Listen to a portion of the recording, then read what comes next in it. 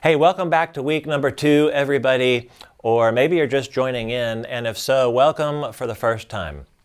Here at the outset, let me just acknowledge that if you were not in the room last weekend and listening to the message, and maybe you were hoping to catch it online so you could participate in the first week's group, we had some difficulties with the broadcast, and you maybe were able to hear the content through the one recording we captured from an iPhone, I believe. So we are grateful for that, and I apologize for that. The first week was a really good setup for everything we're going to be doing in this series, and I'm sure your group took amazing notes and has a grasp on it and can bring everyone up to speed. That's what I'm counting on. But 1 John's written by John, who was a follower of Jesus, and he was a close personal friend. Matter of fact, he was one of the original 12 disciples. So he saw and he heard and he had firsthand experiences with Jesus, and he writes this letter from that eyewitness perspective.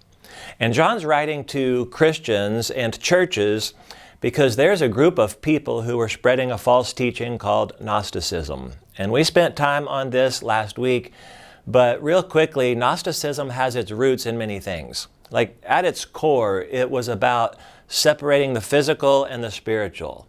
That Jesus was only a man who came to impart special knowledge and not to actually save us from sin. So this teaching was all about how there is a higher and deeper and more privileged and maybe we would say evolved information, and it can be found apart from God, which I find to be so relevant to where we find ourselves today and in our culture.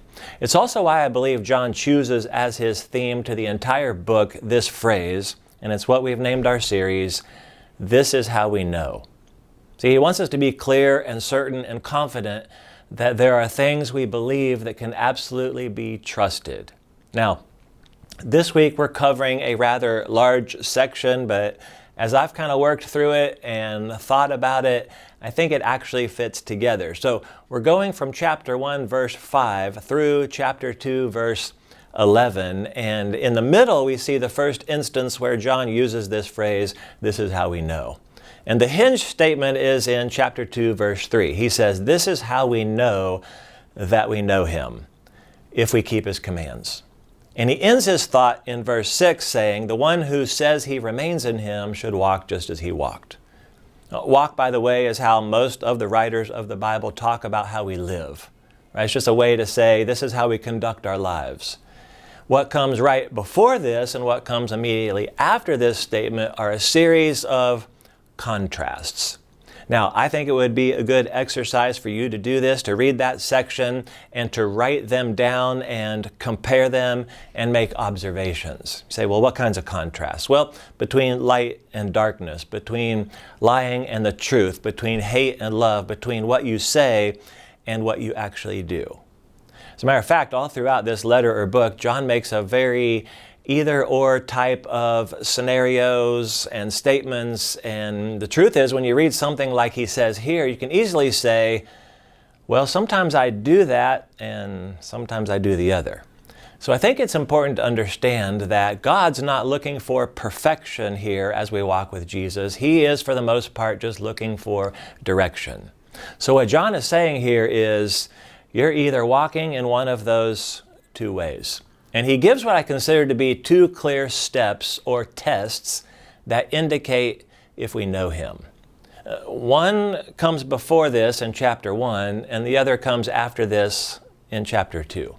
And I'm not going to go back through it or try to give you any answers. I think the discussion will be lively enough.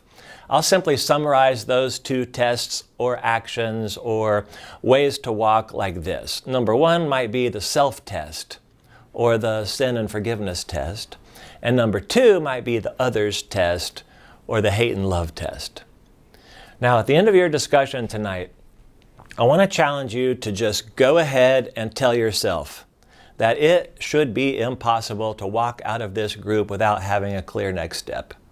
So would you maybe just take 30 seconds, go ahead and commit before you dive in to yourself and to the group and to God, that I will pick at least one next step that will lead me to walk in the light and walk in his love and lead me to walk in his commands as a step that I know him.